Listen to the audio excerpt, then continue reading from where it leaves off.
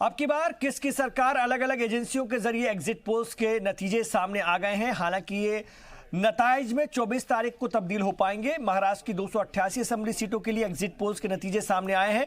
महाराष्ट्र की 288 असेंबली सीटों में एग्जिट पोल के जो नतीजे आए उनमें सब में भारतीय जनता पार्टी इत्तेहाद को, जिसमें बीजेपी शिवसेना इत्तेहाद है, उनको बढ़त मिलती नजर आती है और कहीं ना कहीं वो सरकार बनाते भी नजर आते हैं। टाइम्स नाउ के मुताबिक एग्जिट पोल में बीजेपी शिवसेना इत्तेहाद 230 सीटें महाराष्ट्र में लेकर आ रहा है। इधर सी वोटर कहता है कि 204 सीटें इस इत्तेहाद को मिल रही 288 में से। वहीं आज तक एक्सिस का एग्जिट पोल 180 सीटें दे रहा है, कुछ कम दे रहा है। तो न्यूज 18 कह रहा है कि 249 सीटें इन्हें मिलने जा रही है। कांग्रेस को बड़ा नुकसान। सी वोटर कह रहा है 69 सीटें कांग्रेस को मिल रही हैं महाराष्ट्र में। तो टाइम्स नाउ का कहना है कि 48। आज तक एक्सिस का जो एग्जिट पोल है वो 81 सीटें देता है। तो न्यूज 18 कह रहा है कि 41 सीटों से कांग्रेस को सब्र करना होगा। अदर को, अन्य को, दिगर को सी वोटर कह रहा है 15 सीटें महाराष्ट्र में। टाइम्स नाउ 10 सीटें दे रहा है। तो आज तक एक्सिस का 28 सीटों का दावा है। वहीं न्यूज 18 अदर्स को 16 सीटें देता नजर आ रहा है। तो सीधा मुकाबला अगर हम देखें महाराष्ट्र में बीजेपी और कांग्रेस के दरमियान है और यहां पर भारतीय जनता पार्टी सीधे तौर पर सरकार बनाती महाराष्ट्र में भी नजर आती है। 288 सीटें हैं महाराष्ट्र में। और लेकिन अगर वोटिंग परसेंटेज की बात करें तो कुछ कम नजर आता है 2014 के मुकाबले।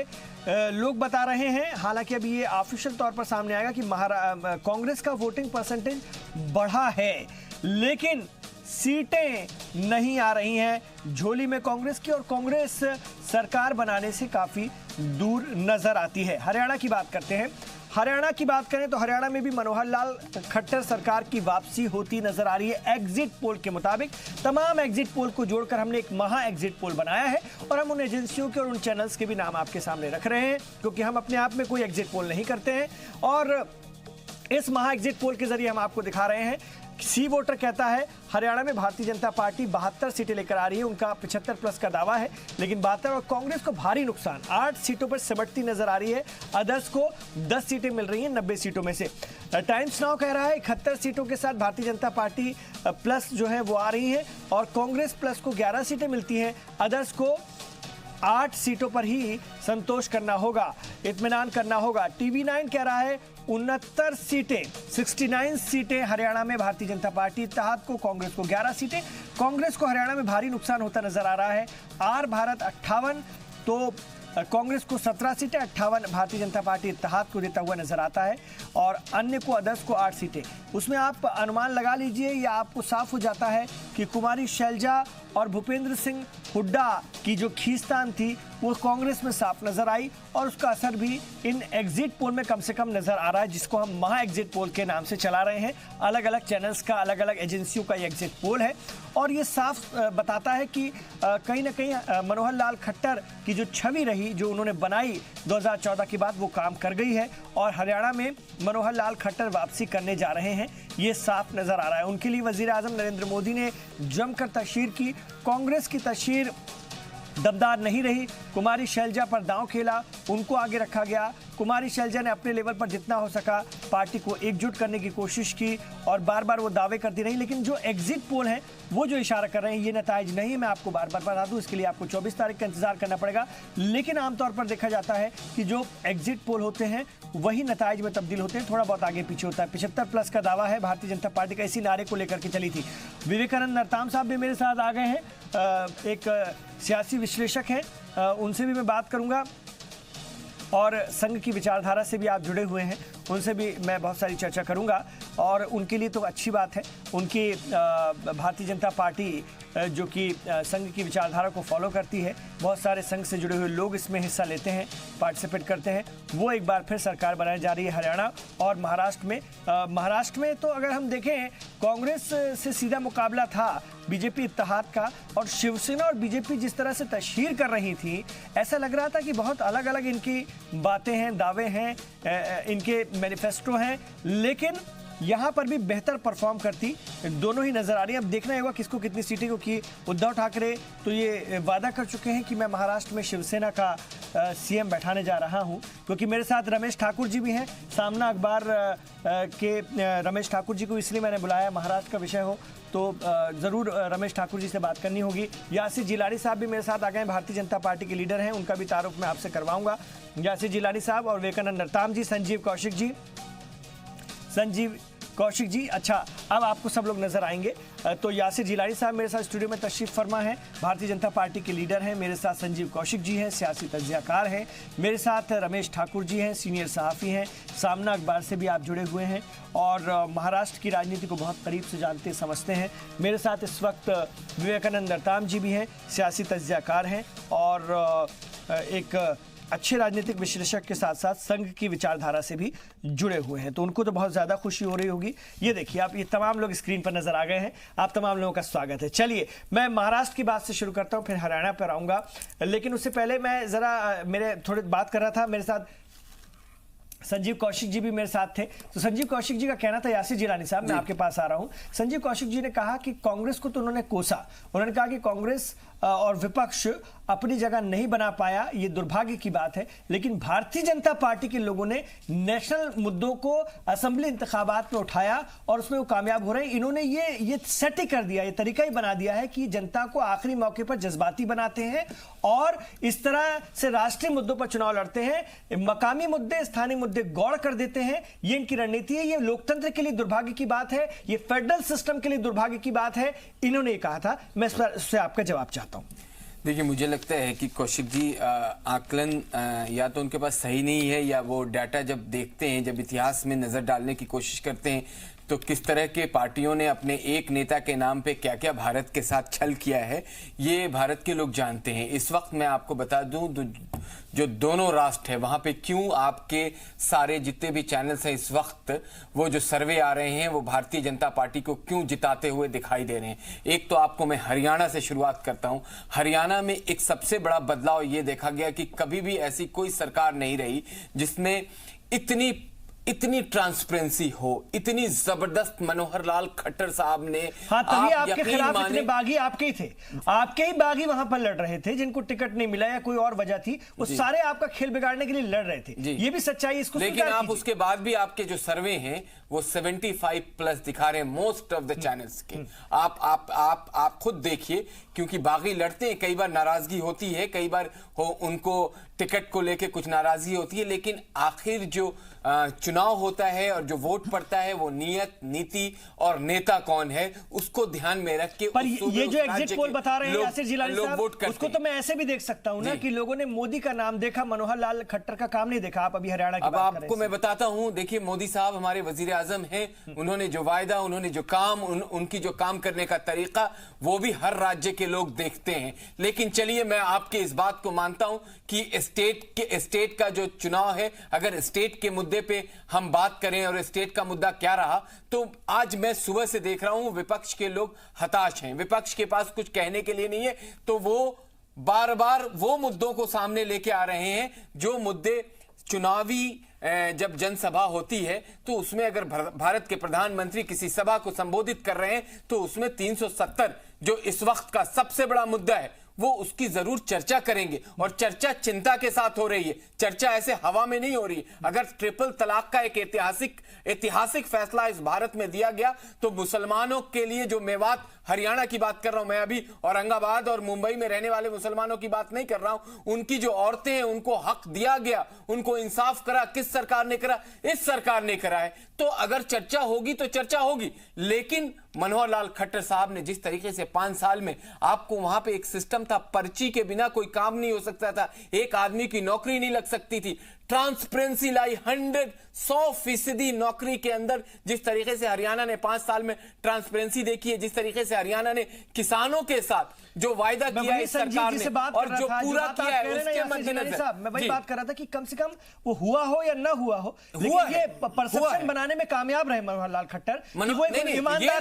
ये तो मैंने आपको क्या कहा, नेता, नियत और नीयत और आपकी जो नीति है उसके ऊपर लोग देखते हैं। इमरान साहब देखिए आपका नेता कितना अच्छा है, कितनी अच्छी डिलीवरी कर रहा है, कितने अपने वादे को पूरा कर रहा है। और जो आपने हमारे संकल्प पत्र को देखा है, संकल्प पत्र में जिस तरीके से वादा हुआ है आपने देखा है। सुन लीजिए, मेरे पहले बात कर लीजिए।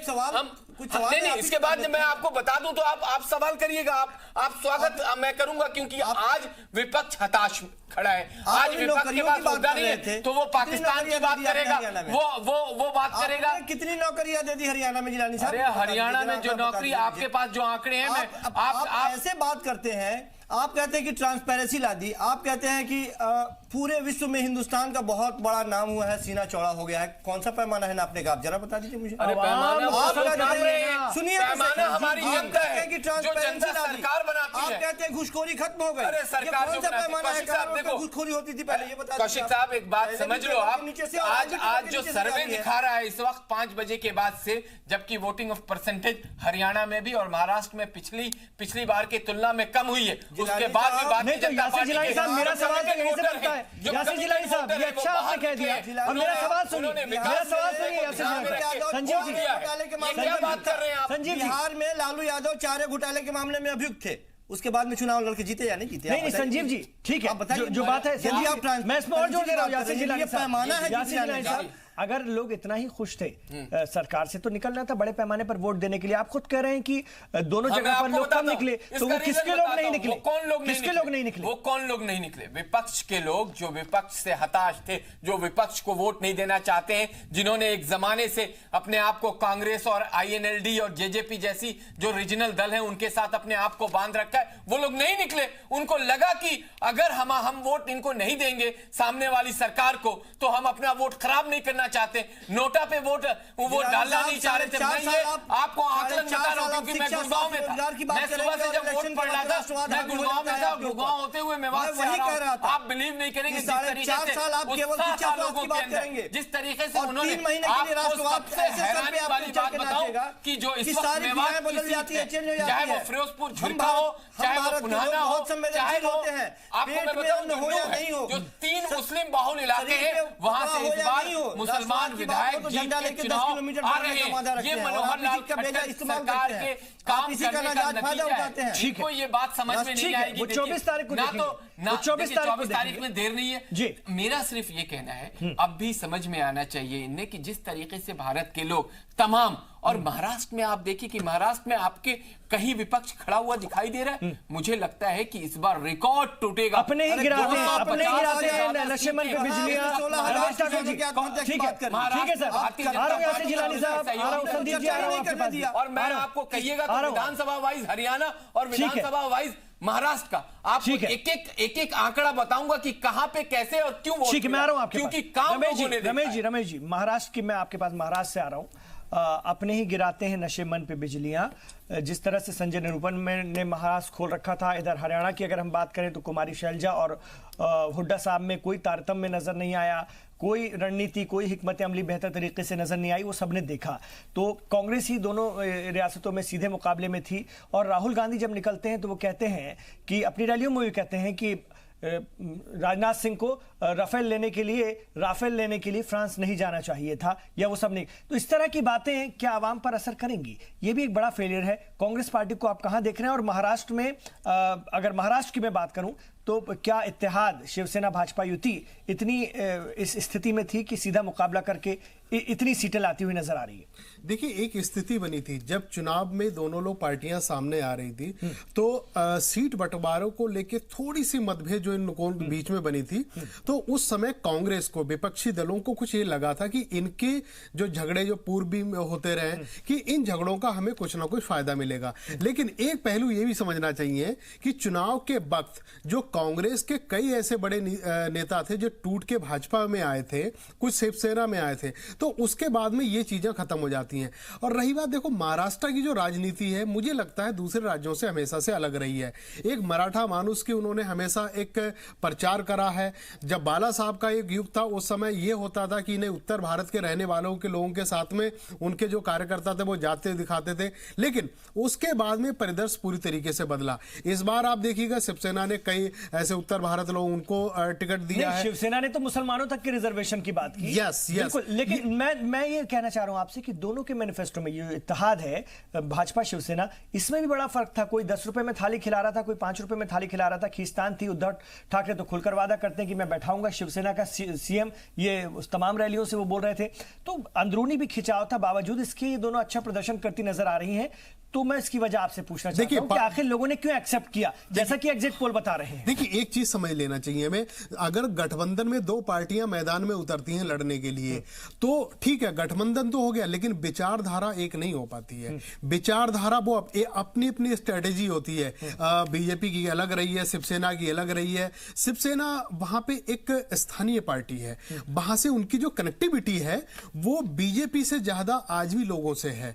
अब इस लिहाज से अगर देखा जाए तो दोनों का जब गठबंधन हुआ तो वो चीजें दूर हो जाती हैं कि आज हम, अगर एक वोटर सोचता है, अपने मनोविज्ञान से सोचता है कि हम ये जो हमारा वोट जा रहा है शिवसेना को नहीं जा रहा, ये दूर पूरा गठबंधन को लेकर जा रहा है। लेकिन बीच में कुछ खबरें ऐसी आई, उद्धव ठाकरे जी ने ये कहा कि नहीं हमारा एक सीएम बनेगा, उसके बाद में दिल्ली से ऐसा एक बयान जाता है कि नहीं, कहने में कोई दिक्कत नहीं है, सपने देखने में कोई दिक्कत नहीं है। तो इस तरह की बातें हुई, उसके बाद कुछ चीजों को बिगड़ने भी मतलब ऐसी आ गई सामने। लेकिन बीच में जो बड़ी लीडरशिप थी, चाहे यहाँ का बीजेपी केंद्रीय नेतृत्व, लेकिन सबसे बड़ी बात यह है इस बार चुनाव में हमें एक देखने को मिला है, पिछले चुनाव के मुकाबले 2 बजे तक जो वोटिंग हुई थी पिछले अगर तुलनात्मक देखें तो उसमें कम रही है, क्योंकि महाराष्ट्र में 2 बजे से पहले तक जो वोट प्रतिशत होता है वो हमेशा ज्यादा होता है दूसरे राज्यों की अगर आप बात करो तो। लेकिन इस बार कुछ ट्रेंड अगर बदला हुआ दिखा है। एक वहां का जो वोटर है उनके दिमाग में, उनके मन में कुछ निराशा से दिखी है। किसके प्रति है? कांग्रेस के प्रति है, शिवसेना के प्रति है। ये तो 24 तारीख को जब पिटारा खुलेगा तभी पता चल पाएगा। लेकिन लबोलुभाव जिस तरीके से सारे चैनल एक ही रुख की तरफ जा रहे हैं, एक ही तरफ जा रहे हैं कि वहां पे भाजपा गठबंधन शिवसेना के साथ में सरकार बनती हुई नजर दिखाई दे रही। मुझे लग रहा है जो महाराष्ट्र में होके आए हैं, कई सारे हमने विधानसभा में घूमे हैं, तो सिर्फ और सिर्फ मतदाताओं के दिमाग में, मतदाताओं के मन में एक ही पार्टी आई है, वो है शिवसेना और भाजपा का गठबंधन। ठीक है, मैं विवेकानंद जी आपके पास भी आना चाहूंगा। आप भी महाराष्ट्र से जुड़े हुए हैं और इन एग्जिट पोल को आप कैसे देख रहे हैं, दोनों स्टेट की अगर मैं बात करूं और महाराष्ट्र के बिलखुसूस?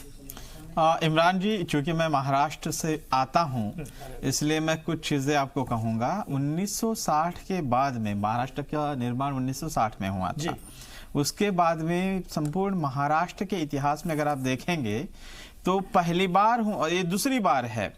वसंतराव नाइक साहब के बाद वसंतराव नाइक साहब ही थे जिन्होंने 5 साल का कार्यकाल पूरा किया था। उसके बाद में ये देवेंद्र फडणवीस साहब है जिन्होंने 5 साल का कार्यकाल पूरा किया है। सिर्फ पूरा ही नहीं किया है बल्कि एक ट्रांसपेरेंट, एक पारदर्शी प्रशासन देने में वो सफल भी हुए हैं। मैं इसलिए भी कहता हूं कि उनके सरकार को अस्थिर करने के लिए जो भी कोशिशें हुई, जैसे ये जो मराठा आंदोलन हुआ उसको उन्होंने बहुत ही अच्छे ढंग से हैंडल किया और मराठा आरक्षण दे करके मराठाओं में एक मैसेज, मराठा एक कम्युनिटी है जो महाराष्ट्र की पॉलिटिक्स हमेशा मराठा डोमिनेटेड पॉलिटिक्स रही है और western Maharashtra Maratha dominated politics रही है।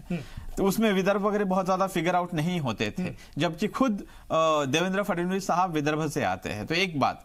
दूसरी बात, मराठा आरक्षण हुआ, उसके बाद में किसानों के आंदोलन को जिस संतुलित प्रक्रिया से उन्होंने सुलझाया, ये और जो जलयुक्त शिवार जैसी योजनाएं चला करके लोगों का विश्वास जो जीता है, वो एक महत्वपूर्ण फैक्टर है। एक बात, इसलिए वो कैप्टन शिवसेना बीजेपी युति जिसे कहते हैं, वो अलायंस जो है, उसको एक अच्छा कैप्टनशिप देने में वो जिस प्रकार से एक सफल और एक प्रकार से कॉन्क्रीट लीडरशिप जो उन्होंने दिखाई है, वैसी लीडरशिप आप अगर कांग्रेस और एनसीपी की जो वो अलायंस है उसमें दिखती नहीं है। इसलिए पहले से ही, जब से ये जो इलेक्शन शुरू हुआ, पहले से ये वन साइडेड मैच था। इसलिए ये जो अब हम वोटिंग परसेंटेज कम होने की जो बात कर रहे हैं, वोटिंग परसेंटेज तब मुझे लगता है, मेरी अंडरस्टैंडिंग में, क्योंकि मैं पॉलिटिकल साइंस का छात्र भी हूं, तो मेरी अंडरस्टैंडिंग में मेरा जितना भी ऑब्जर्वेशन रहा है, मुझे लगता है कि जब वो tough neck to neck match होती है, तब जाकर के लोगों का उत्साह भी बढ़ा रहता है और इसलिए वोटिंग परसेंटेज भी उस कॉन्टेक्स्ट में बढ़ जाता है। अब यहां पर देखेंगे कि मैच पहले से ही वन साइडेड थी, है ना, तो ऐसे में कैसे आप देखेंगे कि वो उतना ही उत्साह बना रहेगा। तो ये बड़े मुद्दों पर वोट हुआ है या स्थानीय मुद्दों पर, मकामी मुद्दों? नहीं, मैं जरूर मानता हूं, जब दोनों भी राज्यों का जब देखता हूं, मेरे ऑब्जर्वेशन से मैं कहता हूं कि यहां पर लोकल और नेशनल दोनों भी इश्यूज का कॉन्वर्जेंस है। आप देखेंगे कि दोनों भी राज्यों की सरकारों ने जो संकल्प पत्र घोषित किया, उन्होंने किसानों की आय बढ़ाने की बात कही है, इंडस्ट्रीज बढ़ाने की बात कही है, एम्प्लॉयमेंट जनरेट करने की बात कही है, तो ये लोकल इश्यूज तो है ही।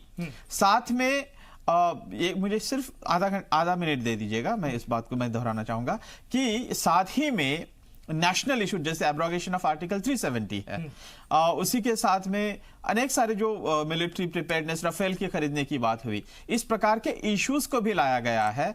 तो मैं मानता हूं कि अभी जो पहले सिर्फ प्रादेशिक इलेक्शंस जो होते थे वो सिर्फ रीजनल इश्यूज, प्रादेशिक इश्यूज पर ही होते हैं, अभी नेशनल और प्रादेशिक रीजनल दोनों भी इश्यूज को कन्वर्जेंस करके एक नेशनलिज्म को, फीलिंग को बढ़ावा मिला है। और हमारे जैसे विविधतापूर्ण राष्ट्र में प्रादेशिकतावाद जो है इतना ज्यादा बढ़ा हो गया था, जिसको राष्ट्रीय एकता को एक प्रकार से खतरा निर्माण हुआ था या वो संभावनाएं बढ़ रही थी। मुझे लगता है कि ये नेशनलिज्म का फीलिंग, ये एक अलग परिभाषा है, ये पहली बार मैं सुन रहा हूं कि इससे राष्ट्रवाद जाग जाता है, जैसे राष्ट्रवाद को खतरा हो गया, ये तो पहली बार। नहीं, प्रादेशिकतावाद देखिए बहुत सारी बात, आप ये अगर नहीं मान रहे कौशिक साहब, तो देखिए वो आपकी, आप अगर देखना नहीं चाह रहे हैं, आप अगर देखना, कौशिक साहब मुझे कहने दीजिएगा, आप अगर देखना नहीं चाह रहे हैं तो मैं ये बता रहा हूं, मुझे बताइए खालिस्तान क्या था, मुझे बताइए जो सेपरेट द्रविड़ नाडु जो था, वो जो सेपरेट द्रविड़िस्तान की जो बात हो रही थी वो क्या था।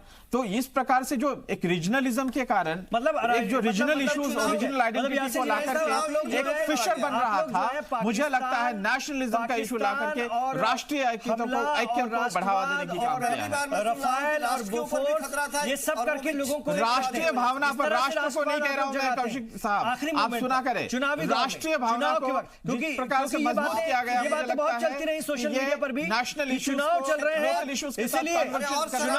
हैं, इसलिए पाकिस्तान पर धावा बोला गया है, आतंकवादी कैंपों को बर्बाद किया जा रहा है। यासिर जिलानी साहब, ये आप लोगों का राष्ट्रवाद है, इस तरह से आप लोग जज्बाती लोगों को बना करके आखिरी मूवमेंट पर अपना काम कर जाते हैं। अब ये आपकी कामयाबी भी हो सकती है और ये कांग्रेस और दूसरे सियासी जमातों की नाकामयाबी हो सकती है कि वो इसको ठीक ढंग से रख ही नहीं पाते। बहुत सारे जो दूसरे इश्यूज थे, उस इश्यूज को बुनने में आप कैप्टन नहीं है। आपका महाराष्ट्र की मैं बात कहता हूं, तो बड़ी आसानी से कह दिया कि किसानों की समस्या का सॉल्यूशन कौशिक साहब मुझे बताइए, महाराष्ट्र में मिलिंद देवरा, संजय निरुपम और अन्य सारे लीडर एक दूसरे से लड़ रहे हैं। वहां के leader of opposition Shri Radhakrishna Vikhe Patil खुद छोड़कर जाते हैं। ये अपने आप में गिरेबान में जरा से झांक कर देखे ना कांग्रेस के लोग, और वो अपने आत्मपरीक्षण करें, तब जाकर के वो कुछ अपने आप में सुधारने की आवश्यकता। आप यही कह रहे हैं राष्ट्रवाद। यासिर जिलानी साहब, ब्रेक से पहले तो संदीप जी ये भी इल्जाम लगा रहे थे कि ये जो लड़ाई आपसी होती है, कांग्रेस के अंदर भी जो फूट होती है, उसके पीछे भी बीजेपी का हाथ रहता है, वही ये सब करवाते हैं। अब मुझे कौशिक जी से अगर मैं मतलब ये इस तरह से कह रहे थे, मैं आपको बता दूं कि ये लोग, सुन लीजिए, ये कह रहे थे, बता दें, ये कह रहे थे कि विपक्ष को भी आप लोग तोड़फोड़ कर डालते हैं आखिरी मूवमेंट में, सारा अपने फेवर में कराने के लिए, मतलब हर बाजी आप लोग खेलते हैं। देखिए, मैं तो उनसे पूछूं, कौशिक जी अगर कांग्रेस का पक्ष ले रहे हैं, बैठे हुए हैं, तो मैं इनसे पूछना चाहता हूं कि रीजन वाइज, चाहे कोंकण हो, चाहे पुणे हो, नागपुर रीजन हो, नासिक रीजन हो, औरंगाबाद रीजन हो, अमरावती रीजन हो, आप एक कांग्रेस के नेता का नाम बता दिए जहां पे उन्होंने लीड करके सही से प्रचार किया हो। वो इतना हताश हो चुके हैं, हार चुके हैं, क्योंकि उन लोगों के पास जवाब जो पिछले इनके पाप है, पिछले 15-15 सालों से जो पाप है, जो घोटाले हैं, जो भ्रष्टाचार है, जो कभी इन्होंने ट्रांसपेरेंसी नहीं दी, जो आम आदमी पिछले 10 साल का जो कांग्रेस की रेजिम रही है, उसका ये 5 साल के रेजिम का कंपैरिजन बहुत बड़ा इल्जाम है। यासिर जान साहब सुन रहे हैं? सुनिए आप सुनिए क्या कह रहे हैं वो। आप लोगों ने जो पासे फेंके, जो राष्ट्रवाद का नशा चढ़ा दिया है लोगों पर, उसके आगे सारी चीजें गौड़ हो जाती हैं, कमजोर हो जाती हैं। वो ये इल्जाम लगा रहे हैं, इसमें आप लोग माहिर हैं। सिर्फ राष्ट्रवाद के आधार पर यासिर जिलानी साहब, आप लोग राष्ट्रवाद का नशा चढ़ाने में माहिर हैं। अच्छा, एक बात बताइए, अगर हमारा पड़ोसी मुल्क, अरे कौशिक जी एक बार सुन लीजिए, पड़ोसी मुल्क हमारे से गद्दारी करके हमारे ऊपर, हमारे जवानों के ऊपर हमला करता है, तो हम खड़े होके वहां पे मुख्य दर्शक बने दर्शक बने रहे और हमारे यहाँ आज वो सरकार नहीं है। देखिए मसला क्या हो गया कि सरकार आज इच्छा शक्ति वाली है। इमरान साहब, उसकी इच्छा शक्ति इतनी मजबूत है कि उसने अपने सेना को फ्री कर रखा है कि आप ये कहेंगे कि यदि देखिए ये काम आपने भी 1900 सुनिए, जब बांग्लादेश आपने बांटा, बांग्लादेश जब अलग करा था पाकिस्तान से, 30-40 साल आपने भी चिल्लाया है, लेकिन उस पे हम लोगों ने कोई सवाल नहीं उठाया। आप क्योंकि आप हताश हो चुके हैं, इसलिए सवाल उठाते, आप सवाल उठाते, आपके अंदर इतना दम नहीं है कि आप कम से कम वो कार्य की तारीफ कर सके। आपके नेता, ना आपके पास नेता है, ना नियत है, ना कोई नीति है। आपके नेता जब चुनाव होता है तो थाईलैंड पहुंच जाते हैं। आपके नेता नौजवानों को एड्रेस नहीं कर पाते। आपके नेता के पास क्या नीति है? आप बताइए, महाराष्ट्र में आपने, मैंने रीजन पूछा कि आप इन रीजन के एक लीडर का नाम बताइए। आप सिर्फ बात करेंगे संजय निरुपम का, आप बात करेंगे मिलिंद देवड़ा का, आप इस रीजन में बताइए कि कहां है कांग्रेस के लीडर। मैं आपको बताता हूं, देवेंद्र फडणवीस साहब से लेके और पंकजा मुंडे तक जो लाइन लगी हुई है भारतीय जनता पार्टी की, जो काम कर रही है, जो वहां पे लोगों के साथ अपने उनके तमाम सुख दुख में, और 16,000 किसान दूध पी के मर गए। जो मुंबई को 16,000 किसान खीर खा के मर क्यों गए। नहीं विपक्ष बना पाया? नहीं बना पाते। जी मैंने कहा अजीब उन्माद पैदा कर दिया गया पूरे देश में। आयन मौके पे 4.5 साल तक रमेश ठाकुर जी, रमेश ठाकुर जी, आप तो लगातार हैं। ठीक है, आ रहा हूँ। आपको हिम्मत करनी चाहिए। रमेश ठाकुर जी, इसी संकल्प पत्र, रमेश ठाकुर जी, भारतीय जनता पार्टी का संकल्प पत्र के मैं वो बात आपको दोहराना चाहूंगा। ऊपर आरोप लगाया गया कि बेरोजगारी। नहीं, रमेश ठाकुर जी, एक मिनट, जिलानी साहब, मैं आ रहा हूँ इसके बारे में देखिए